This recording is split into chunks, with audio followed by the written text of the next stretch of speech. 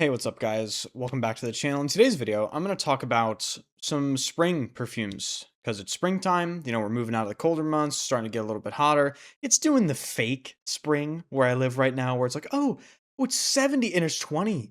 Oh no, it's 50. Oh, it's 15. So whatever, man. I'm wearing spring perfumes and these are just some of the ones that I'm looking forward to wearing throughout the season. I just picked 5 to talk about here. They're all completely different, I would say. So, all the descriptions, all the fragrance names will be in the description. And the first one I'll start off with is by Manuel Cross at Rogue Perfumery, and it is called Chypre-Siam. Chypre-Siam. This isn't so good. So, just judging from the name, it is a Chypre fragrance. For those of you that don't know what it is, maybe I'll link something in the description explaining what a Chypre is. But from my, juvenile understanding, basically, it's like a bright top with like a floral mid, and then it dries down to like oak moss, woody sort of thing.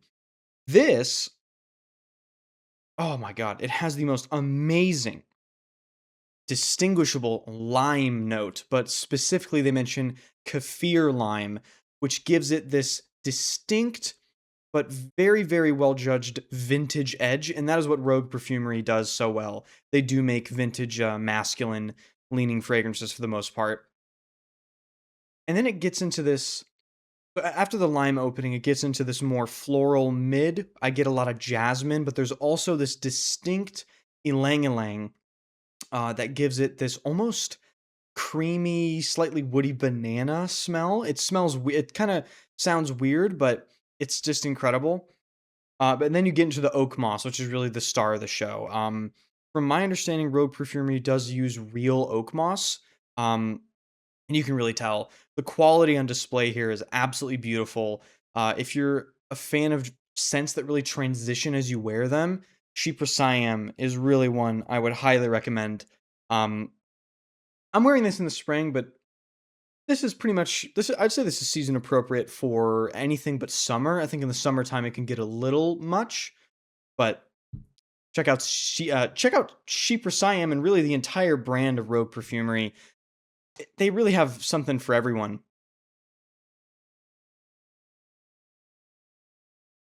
Next up is arguably my favorite perfume of all time. I'm talking like top 1. And it is Tom Ford Beau de Jour, but specifically and only in this bottle style. Okay, this is the private label Beau de Jour. The signature line version, which is the version that came out after this, they reduced the price and, well, they made it smell worse. And it's funny because the difference, as one of my friends, Mo, describes it from the channel Sense for Thoughts, the difference between the two versions, the private label and the signature line, is only about 10%. But that 10% difference is the difference between a pretty good, okay fougere and one of the greatest fougere fragrances of all time, period. And that's why the private blend is so important for this, in my opinion at least. So what do we get with this? This is a proper modern take on a throwback fragrance, okay?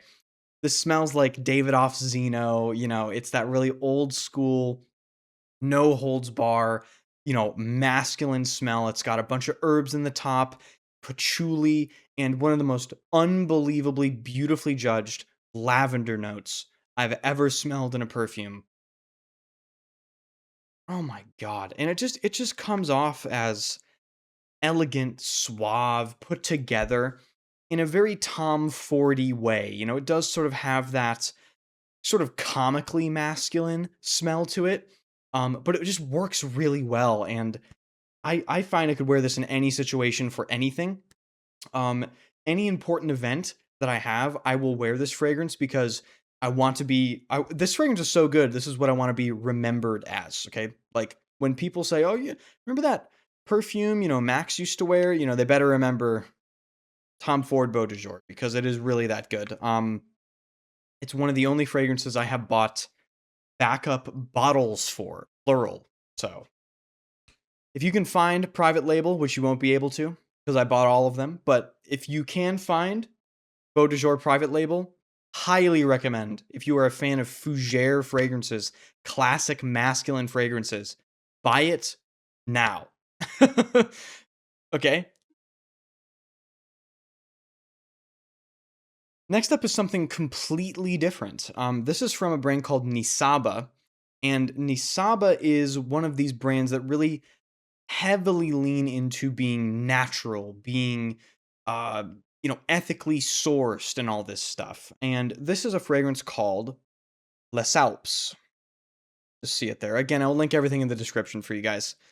Les Alpes is interesting, and this brand is actually really interesting because they take ingredients from a specific area, right, to highlight, and then they make a perfume out of it.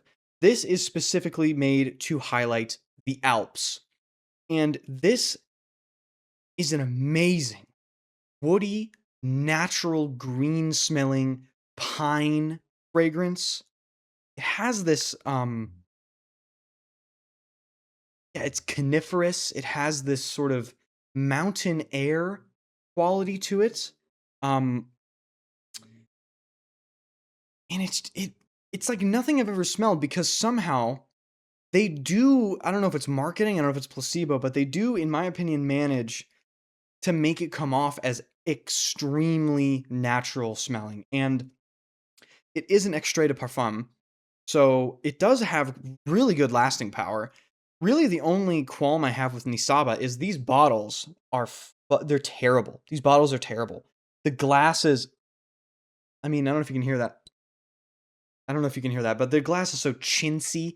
It feels like if I really wanted to, I could totally destroy this bottle right now just with squeezing it. And that's not good because these are not cheap, okay? And another bad thing is, um, the cap sits on the atomizer itself. So when you pull the cap off, you are pulling on the collar of the atomizer, and these will pull off. And once again, these are expensive. So Nisaba, lock in, okay? You're charging 200 something dollars, 240 something dollars for this? What the fuck? Like, all right, they need to improve their packaging, in my opinion. And last but certainly not least, I'm going to talk about two Amouages. These are both exceptional X-rays, and the exceptional X-ray line in Amouage is actually kind of controversial. Some people don't like them, but in my opinion, they do what they're supposed to do. It is a different take on the original fragrance, and in my opinion, some of them are actually better than the original. And one of them that I'm really looking forward to wearing is actually Jubilation 40. Now, a lot of people would consider this to be a like winter or a fall perfume. No, no, no, no, not in my opinion. You need to wear this stuff in the heat, the hotter weather. This is it's like I mean, the description a lot of people use is you are riding through the desert on your majestic steed in golden armor. Okay? That is literally what this smells like. It is opulent. It is regal. It's rich. It's the color of the bottle, okay? It is gold. It is wealthy smelling. It's expensive smelling. And it comes off to me sort of like a blackberry incense sort of thing. Obviously, there's a lot more going on than that. It is quite a complicated fragrance, even though, funnily enough, according to people that know more about perfume than I do, apparently the formula is actually pretty simple. But you know, what do we know? Um, but yeah, it just comes off as one of the most elegant smells I've ever experienced. Regal, sophisticated, in a very specific, expensive sort of way. And I think in the heat, it blooms so beautifully, and you do get, in my opinion, a better wearing experience for it. In my experience, trying to wear this in colder weather, it doesn't let it breathe. I think it needs to breathe. I really think it needs some some help with projections and some heat. That's what it does. I think the heat from the hotter months does help it actually perform how I believe it's intended to perform. Um, and the next homage I want to talk about is one I've gone back and forth with. 3 times at least. Funnily enough, my friend Mo from the channel Seldomly no, whoa, Daniel from Seldomly Often, my friend Mo from the channel Sense for Thoughts, he's had the same experience with this fragrance, and it is Reflection 45 from Amouage. I have bought and sold Reflection the original and this version, Reflection 45, twice because I just, for the life of me, could not decide which one I prefer. But ultimately, I made an executive decision. Reflection 45 is the version for me. And the difference for me that really seals the deal between the original and this version is 45 lasts longer, number one, and number two is simply more interesting. There's more going on here. So what does this smell like? This this is to put it into simple terms, this is what I would say is a floral, orrisy, sort of sandalwoody, slightly spicy perfume. But again, this is a perfume that I find incredibly difficult to describe. It is clean, it's elegant, it's put together, but in a different way compared to the Tom Ford or Jubilation 40 or really anything that I've mentioned here. Um, this is Fortune 500 CEO put together, crisp, iron shirt, okay? You go to Savile Row for your suits. If the cigar costs less than $100, you walk out of the room. Okay, it's that sort of put together in my experience. But it also has this extremely well-tailored elegance to it. It doesn't come off as too much. Um and another difference between this version and the original that really puts this version over the original for me is the original for me is actually a little too sweet. This tones down that sweetness and it amplifies some of the aspects like the smoothness and some of the white floral, buttery, orrisy aspects of it. And yeah, overall, it's just it's an amazingly elegant smell, but one I find pretty difficult to describe. So those are some of my most anticipated wares of this spring. I've already put a pretty good dent in Chypre-Siam for as little as I've worn it. I hope to give you an update for my favorite spring fragrances when the season ends in about, 2.5-ish months. And if you enjoy the channel, be sure to hit the sub button, hit the like button. I'm going to have a video on Serge Lutens. I'm going to do a deep dive on that brand because I have sampled so many perfumes from that brand.